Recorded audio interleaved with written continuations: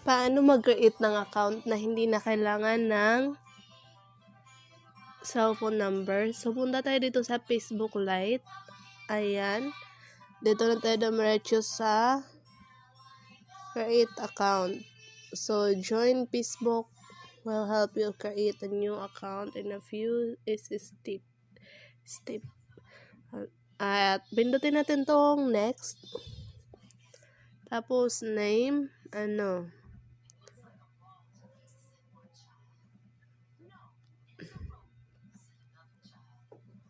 Tapos pangalan, first name, last name. Ay, ito pala yung gagawin ko, guys. Excuse me. Ito yung i-name natin yung novels.